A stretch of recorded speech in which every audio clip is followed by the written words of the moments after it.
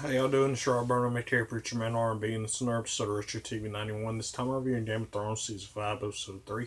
What happens on this week's episode is, in the north, Sansa goes back to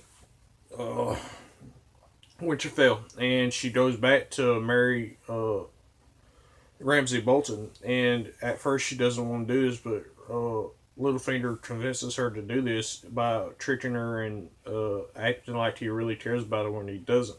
And they go to Winterfell, and Littlefinger's talking to Ramsay, and Ramsay promises that he will never hurt Sansa.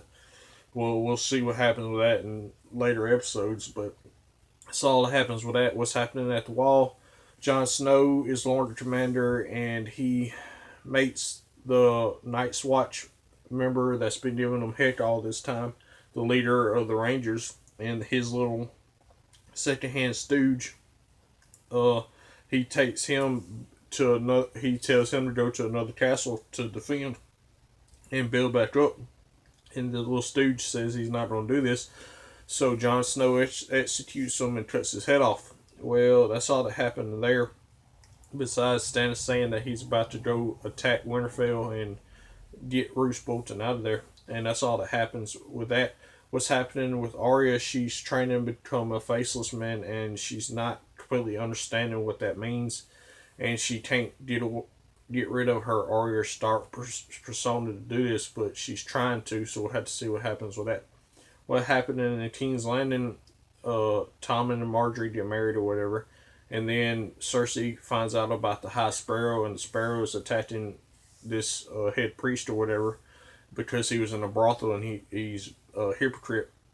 And Cersei goes, talks to High Sparrow, and tells her that the head priest has been put in the cells, and asks the High Sparrow to help rebuild the faith in King's Landing. So we'll have to see what happens with that.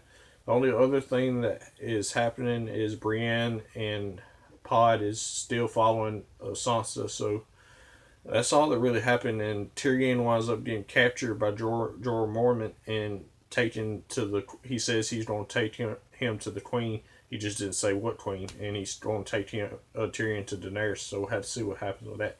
Other than that, that's all that really happened. My question for y'all is, now that Jormund has Tyrion, what's going to happen with that? As always, Preacher Man R&B signing out, guys. DG's awesome. It's been another episode of Richard TV 91. See you next time.